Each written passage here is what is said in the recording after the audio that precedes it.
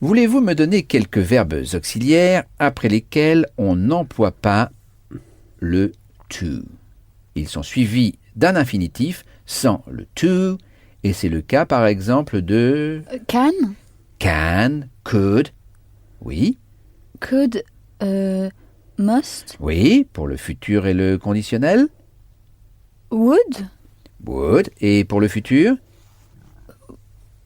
will, would. Will you? Voulez-vous? should Et et shall. très bien. Should et shall. Il y a aussi let, n'est-ce pas?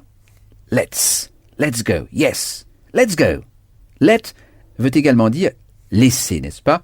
Pas dans le sens de laisser quelque chose sur la table, mais dans le sens de permettre. Naturellement, avec let, on n'emploie pas le to, mais toujours l'infinitif sans le to. Let's go, let's do it. Comment dit-on laisser le faire? Let's... He do it. Once more. Let him... To do it. Sans le to après. Do it. Let him do it. Yes, let him do it. Laissez-moi travailler. Let me work. Right, let me work. Yes. Laissez-moi faire. Let me do it. Yes, let me do it. Ne le laissez pas partir tout seul. Don't let him leave alone. Right, very good. Don't let him leave alone. Don't let him leave alone. Don't let him leave all by himself. Ça, c'est un peu plus fort. All by himself. All, tout. Par lui-même, by himself. Alone. All alone. All by himself. Toutes ces expressions veulent à peu près dire la même chose. Regardez. Regardez un programme. To look, To look, oui, ça veut dire regarder. Mais regarder, dans le sens de observer, regarder quelque chose, ça se dit comment déjà? c'était to watch. To watch. Et to watch, c'est un verbe régulier. Après watch, si vous voulez employer un verbe à l'infinitif, il faut employer l'infinitif sans le to.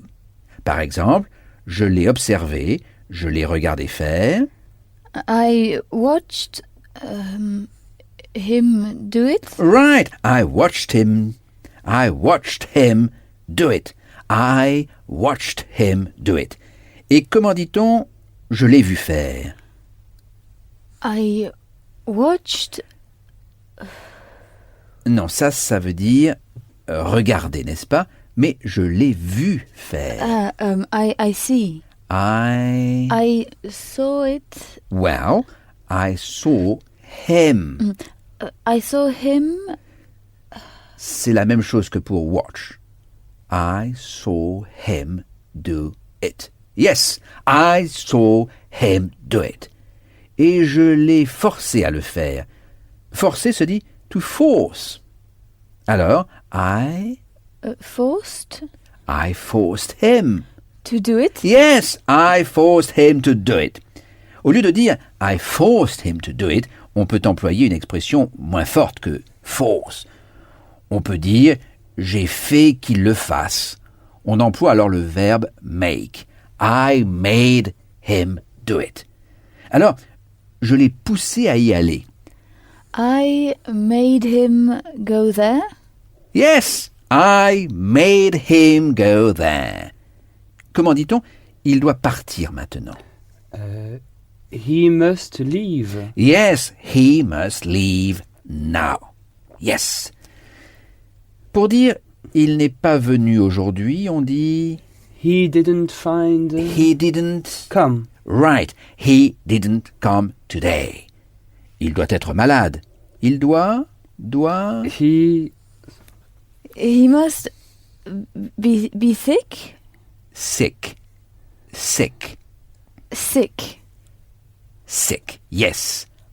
Thick, ça veut dire épais. Sick signifie malade. He must be sick. He must be sick. Il doit être malade. Alors en français, quand on dit il doit être malade, il n'est pas venu, il doit être malade, ça ne veut pas dire il faut qu'il soit malade, n'est-ce pas? Mais il doit être malade, c'est une probabilité, il est probablement malade. Vous êtes bien d'accord? D'accord? Il doit être malade, ce sens-là est respecté en anglais dans la phrase « he must be sick ». On ne fait pas référence à une obligation. Il faut qu'il soit malade, mais à une probabilité. Il est probablement malade. Alors, comment dit-on « il doit » ? He must. He must. Mais ça dépend. Il doit venir se dit he must come, dans le sens de il faut qu'il vienne. He must be tired. Ça veut dire il doit être fatigué. Je crois qu'il est fatigué. D'accord? Oui. Bon. Si vous voulez dire en français il a dû partir ce matin. He had to leave. Good. He had to leave this morning.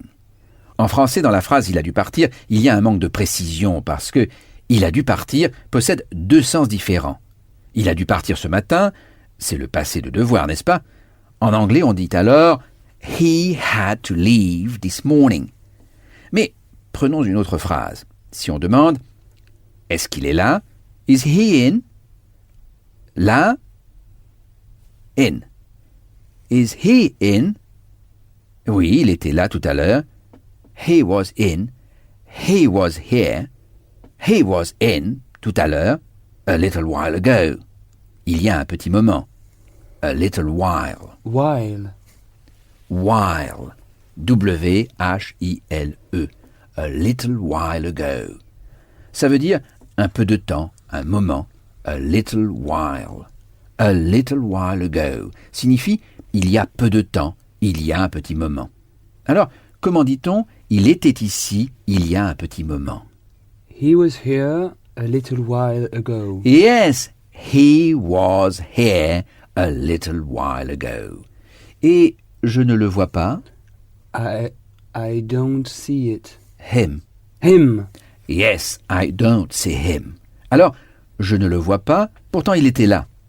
Eh bien, il a dû déjà partir. Dans ce cas, il a dû déjà partir ne signifie pas, comme dans l'autre phrase, il a dû partir ce matin ou il devait partir, mais plutôt il est probablement parti, n'est-ce pas? Vous êtes bien d'accord? Il a dû déjà partir. Oh, il est probablement parti. Pour dire il a dû partir dans le sens de la probabilité, on dit he must have. He must have, et après have, Le participe passé? exactement. He must have parti. Left? He must have left. He isn't in. He isn't there veut dire il n'est pas là. He isn't in ou he is not there. He must have left. Il a dû partir. Vous voyez la différence entre he must have left, il a dû partir, dans le sens de il a dû partir déjà, il n'est pas là, et il a dû partir ce matin, he Have to...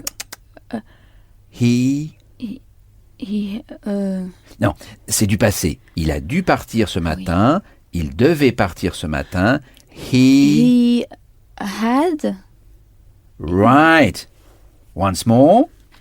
He had to leave He had to leave.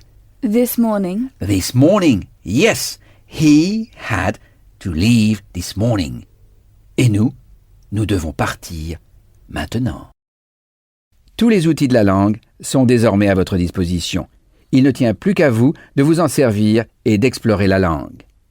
La lecture en particulier est une activité très importante et vous serez probablement surpris de voir avec quelle facilité vous pourrez vous y consacrer. Procurez-vous des magazines dans lesquels sont publiées des interviews. C'est un bon moyen de vous familiariser avec le style parlé. Je vous conseille de lire en anglais une dizaine de minutes par jour, même si vous êtes fatigué et même si vous avez l'impression que c'est inutile. L'important est de le faire de façon régulière et 10 minutes par jour sont bien plus efficaces qu'une séance de 2 heures une fois par semaine. Tâchez de lire des articles sur des sujets qui vous intéressent. Évitez tout ce qui risquerait de vous ennuyer. À force de pratiquer, vous parviendrez à saisir l'essentiel de ce qui est dit. Et plus vous lirez, plus vous comprendrez. En ce qui concerne le vocabulaire, ayez recours au dictionnaire de préférence pour les mots-clés dans la compréhension d'un passage ou pour vérifier le sens des termes qui reviennent souvent dans le texte. Bonne chance et j'espère vous retrouver bientôt pour l'apprentissage de nouvelles langues.